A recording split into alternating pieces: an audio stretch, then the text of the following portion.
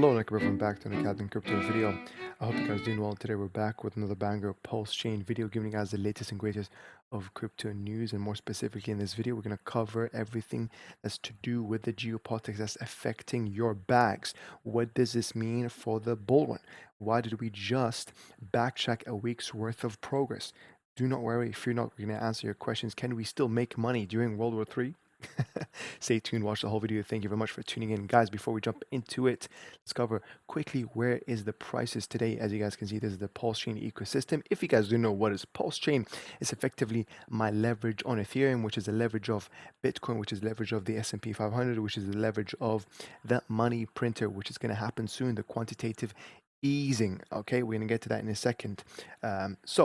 Yeah, Bitcoin right now is at 105,000, not bad, holding good support. Ethereum, on the other hand, as well, holding good support, but unfortunately, we've seen the ETH BTC ratio kind of went down slightly from 0.25. We want to see that ratio continue to recover, but nonetheless, it's doing quite well. So, looking at its weekly chart, I still believe that we have a short to mid-term price magnet at the 3.4k and hopefully reclaiming the local all-time highs and even last bull run's all-time high above 4,000, etc.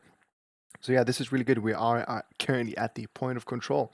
So as soon as, again, we retest and we hopefully this time, because remember, every time we retest a resistance level, it gets weaker. Okay, so hopefully the next time we retest the resistance level, we break through it, and then we enter this low trading zone, which again, the price doesn't like to stay much, like people not interested at those prices. Yeah, I'm looking forward to that resistance level being broken and skipping over this low trading zone. As you guys can see from the volume profile, this is basically on a fixed range, giving it around, kind of a year worth of trading, and hopefully reclaiming that point of control at the 3.5k level and above, creating higher and higher support levels. In other news, this is a tweet from Crypto Coffee. Big shout out to him. Says, this time is different because you're letting your corporate overlords shake you out of generational wealth. I believe PulseChain is undervalued. Giving us a chart here that kind of shows how with every bull run, it's usually the same narrative where it's the retail FOMO, right? And then we had the, 3 cycles. But they're saying this time is different due to the institutional structured bid, as you guys can see here, probably through, ETFs, and I believe they even applied for Solana ETFs right now. When PulseChain ETF, am I right?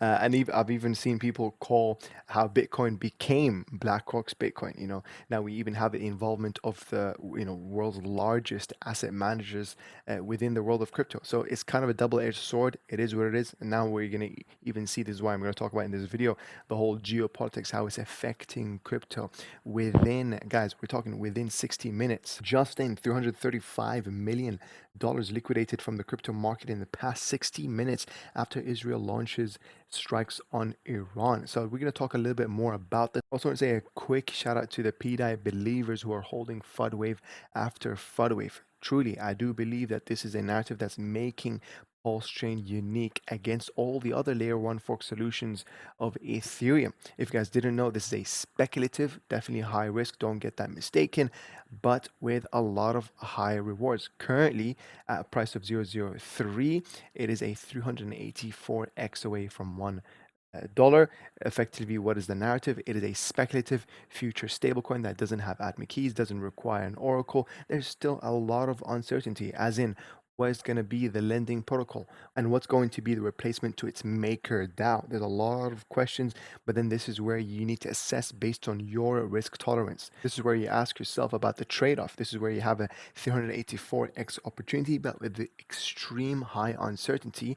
Or would you rather trade off some rewards for less uncertainty or more certainty? Then you can wait a little bit until you hear better news, until you see a confirmation in a reversal, etc. That is totally up to you. Just remember that this is not a financial advice. I'm not saying that there's any guarantees in return. But this tweet here says PDAI holders have been through worse than World War III FUD. If I'm being honest, we've already seen our world get nuked twice. Here he was referring to the Maria slash Richard Hart FUD wave, which was really around the same time. We're talking within days. And the second time PDAI went to zero was effectively when Katie took the bounty of around, if I remember, $250,000. It's rumored to be from the Atropa dev, by the way. And she was also given the amount of maker to actually execute the ESM.cage, which again fully shut down the maker DAO system. And that's an irreversible function. So here we are today when PDAI is officially non-mintable. Officially, there is no Vietnamese hacker. There was never a Vietnamese hacker, guys. This has all been orchestrated.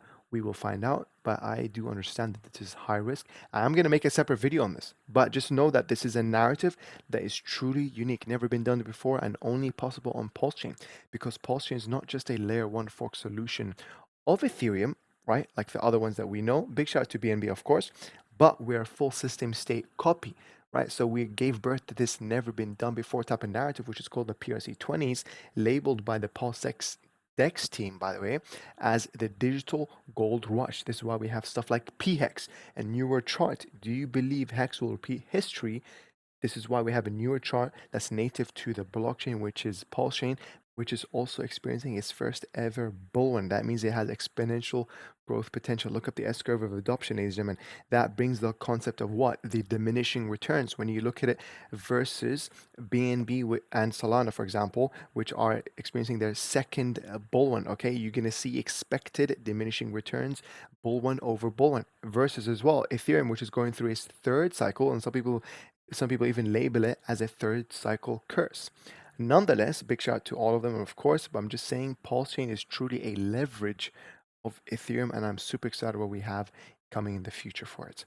Now, here's a quick reminder as well from our friend Somi. Thank you very much. Here it says, G-phobia is a real nightmare. Showing a tweet from this guy says, imagine being this guy. That last 8,500 sell just 8 days ago would have been $1.3 million today with Aura. So you can see that he did make some money, like a P&L of around, I don't know, 2,000. But if he held it, he would have made 1.3 million. This is the power of believers, guys. Okay, you can either be a trader here, because this is still a profitable trade. Like at the end of the day, it's actually really good, right? But at the same time, when you have an investor mindset, you delay your gratification. You understand. You look at the macroeconomics. You go like, okay, there's no reason for me to sell now, right? Because sometimes more trades, yes, I can make more profit, but long term, who actually made more money? Okay, and there's literally a study out there that says traders, they end up losing 70, I believe even 90% of potential gains. Okay, it doesn't mean that they're losing money, right? Of course, we already know people who are trading, like 95% of people barely cut even. But I'm saying of those winners who are traders, 70 to 90% of potential gains are lost. But if they were investors, ladies and gentlemen, this is where you win big. So you got to ask yourself, do you want to win first? Or do you want to win last but big? The answer always comes down to this. Are you believing in what you're holding? Are you a believer? This is a believer's cycle, ladies and gentlemen. Okay? Going back to the geopolitics, we're going to get you guys up to date with what's going on. Here's a tweet saying breaking.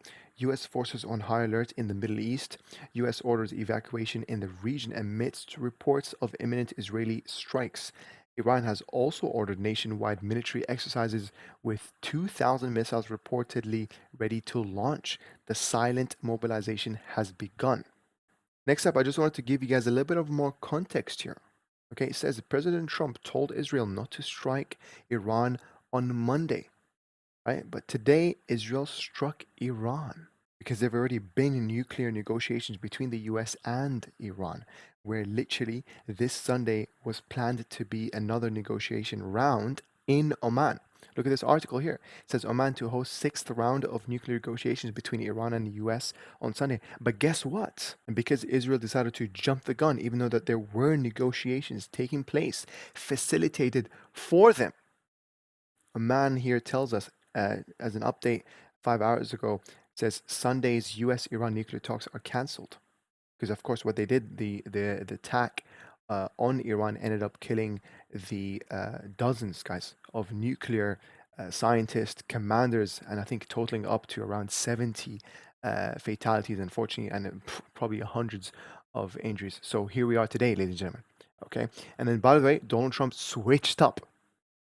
Okay, all of a sudden switched up on their side, saying now as if he was in on the planning, part of the scoop. Right? This is what he had to say. I gave Iran chance after chance to make a deal. I told them in the strongest of words to just do it. But no matter how hard they tried, no matter how close they got, they just couldn't get it done. I told them it would be much worse than anything they know, anticipated, or were told. That the United States make the best and most lethal military equipment anywhere in the world by far, and that Israel has a lot of it with much more to come. And they know how to use it. Certain Iranian hardliners spoke bravely, but they didn't know what was about to happen. They're all dead now. Jesus. And it will only get worse.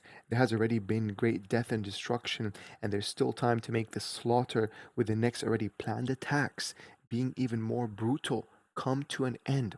Wow. Iran must make a deal before there is nothing left and save what was once known as an Iranian empire. No more death, no more destruction. Just do it before it's too late. God bless you all. And now, here, I just wanted to give you guys even more context of what Trump's side and stance was on this whole thing. Right? Where did this all even start?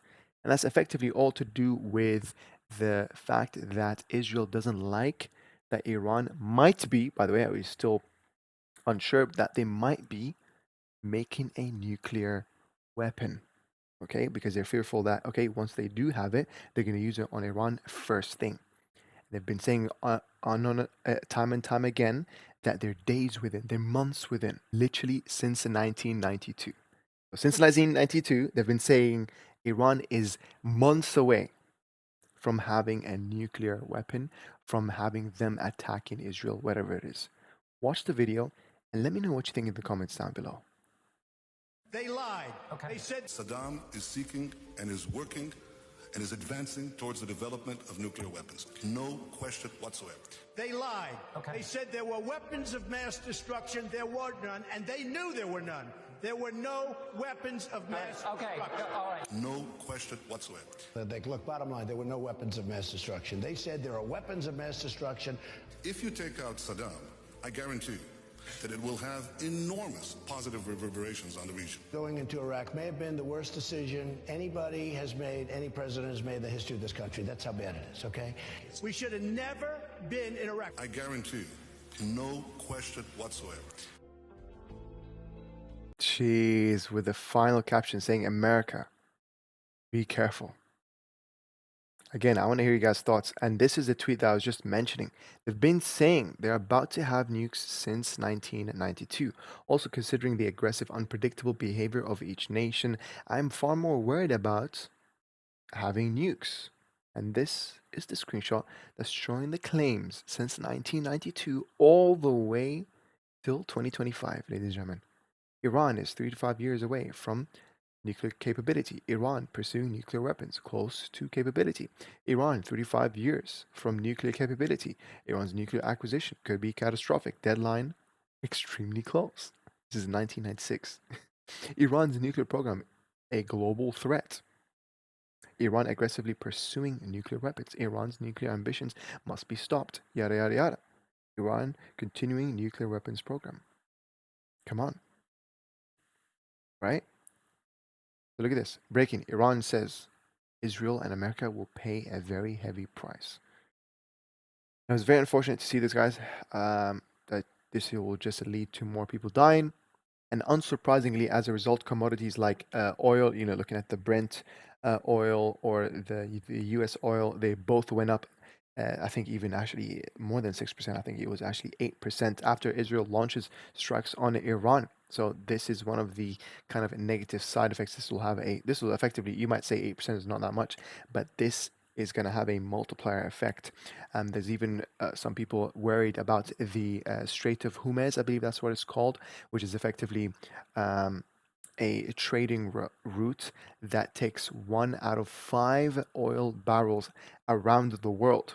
Okay, that, which by the way, it has that straight trading route is under the responsibility of Iran and Oman to basically keep it operated and secured. So now there's fears, right, or at least the mainstream is making this a bigger deal than maybe it is, but there's fears that that might get closed down. We shall see. That is definitely very fearful. But this is just a reminder, guys, that honestly, news are just noise. Okay, if you zoom out, if you're an investor, this is all noise. Sentiments will fade away. Okay, because actually, yesterday was an even more red day. Today, we started actually pretty green. So keep that in mind. This bull run is not different. Okay, yes, I understand when the Russia Ukraine stuff happened, it did bring things down, but do remember, thankfully, it happened towards the end of the bull market either way. It perfectly aligned with the sine wave of the business cycle, of the global liquidity cycle, of the debt cycle, of the Bitcoin halving cycle, all of that. Okay, so keep this in mind. Just understand that yes, crypto right now is being affected by geopolitics more than ever. I won't deny that, more than ever. But let me also tell you, United States, they need Bitcoin more than ever. They have like 36 trillion. They're incurring more debts year over year than their GDP that they're making. They need Bitcoin to rise up. Okay? But we're being manipulated, guys. Big shout out to Coffee. He mentioned this. We talked about this at the beginning. Institutional structured bid. Guys, they're shaking you out. Be careful. Okay? Be smart, follow the money. I made a quick tweet that we're going to quickly go over, just showing you guys here. This is um, the US dollar index. Again, I have the chart right here in full. I'll quickly show you guys. This is it, where you can see the US dollar index, also known as Dixie. This is on the weekly chart. It has been falling, weakening due to, obviously the printing of the money, even though there has actually been less inflationary pressure. I do believe that they're probably going to turn on the money printer very, very soon. Quantitative easing, which is really good for risk on assets, or alternatives to store values, which includes, Bitcoin and all the other stuff like Ethereum. It's really great. So yeah, this is the chart. You can see here the orange line is Bitcoin, of course, and then you have the total crypto market cap, others total crypto market cap, which is slightly more volatile than the other two lines, but it's all great to see them at the same time. We need Bitcoin to, that's basically my target. It's around the $200,000 target. Now I'm actually feeling very, very optimistic because remember, I also want to say a big shout out to cryptocurrency here, reminding us that a deeper pullback would be rocket fuel for new highs afterwards. So yeah, this is basically what I said in the tweet. US dollar is weakening. This boosts alternatives like crypto, risk on assets, like what I just said. A September interest rate cut is very likely. FOMC meeting, there's one at 16th or 17th of September this year. Again, bullish signs for quantitative easing, especially if it was for funding military efforts, as we've just seen. Geopolitical tensions have shaken the market sentiments regarding Bitcoin and Ethereum. It's important to remember to zoom out and realize that even news are considered noise. Stay focused. This cycle is not different. Bitcoin to 200,000. My prediction is around January of 2026. Again, this is not financial advice. I just like to believe in something. Okay, and Ethereum to 15,000, predicting the ETH BTC ratio recovers to be around 0.075, which current right now we've already checked 0.024. And again, here I just said, are you feeling lucky this cycle? Understand PulseChain. Understand PulseChain, guys. We are on a mission. Again, video on PDAI's latest news and theories very, very soon. Follow for more. I make video on this. You guys are already watching this video. So again, if you are new to my video, I really want to hear, how have you been finding my videos? Hopefully you're learning something new in each of them, or at least being more confident in this bull run. Join my Telegram, link in the description. If you want to support me, you can check out my courses, link in the description.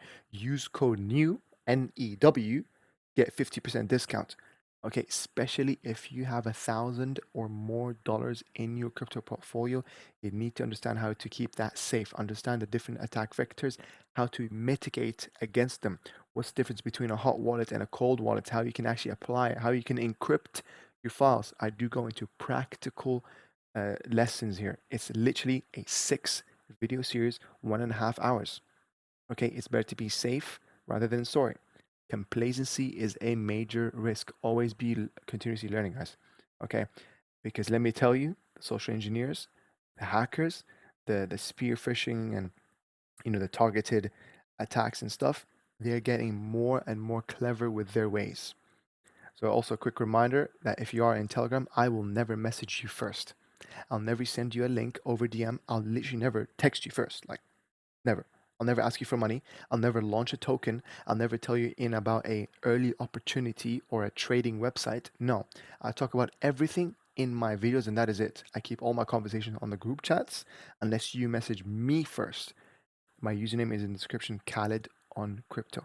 No other username. Okay? Real Khaled on crypto, YouTube. No, none of them are me. Just the one in the description. You can also reach out to me on Twitter if you want, if you have any questions. But finally, I just also want to talk about, look at this.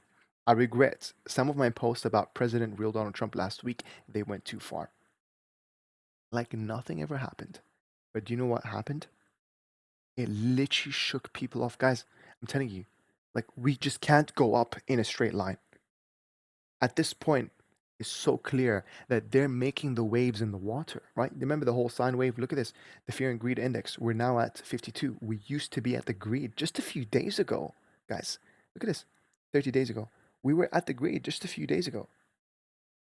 But they want to keep this up and down wave thing so that they can either accumulate more money at cheaper prices. We've already seen stuff like BlackRock and Blackstone accumulating more money. World Liberty Finance, one of the biggest holding portions after a stablecoin is Ethereum, and then wrapped Bitcoin. Tons of other things, guys. Okay, you might not see the price going up, but if you follow the information, you follow the smart money, you'll realize. We've also covered in the previous video that the exchange, Bitcoin exchange supply is reducing, guys. This is also a really interesting metric to see. The number of whales in Bitcoin is increasing. We're going back to March 2024 levels. This is good. More whales accumulating. Again, you follow the smart money. It's a precursor of higher prices. We've already covered the fact that we're at all-time high hash rates, and difficulty and stuff. That was one of the easiest things to realize. We're like, yeah, Bitcoin is literally undervalued at anything under $90,000. Now we're above that six figure. Hopefully we stay above that. But of course, I'm not going to be surprised if we retest lower levels again. It's fine. I am ready for the fact that summer is notoriously known for being a consolidating period. That's fine with me. That's what happened in 2024 summer, where it was kind of dead for altcoins in general. But we just know what's coming soon. It's inevitable. We might get impeded, but we won't get stifled. Okay? The lower we are at these levels, the greater the slingshot effect will be. So yeah, ladies and gentlemen, I'm going to end the video there. I really hope you guys enjoyed this video. You learned something new. You feel more confident in your bags and in crypto in general as an instrument where you can work smart to make money so you can buy back time, the one currency that truly does not inflate. You can enjoy more time with your family, with your loved ones, praising God, because a big shout out to the man above. I do feel blessed for where I am today. I'm enjoying the journey and not just being fixated at the goal. The people that I've met, you guys being part of a community, creating this community, it really feels like a pleasure, like it's my purpose, and I really love this and I'm grateful to God. And if I don't thank you guys, it's as if I didn't thank God. So again, thank you very much for watching. Trust in the process and trust in God, guys. I will see you in the next one. Take care. Bye-bye.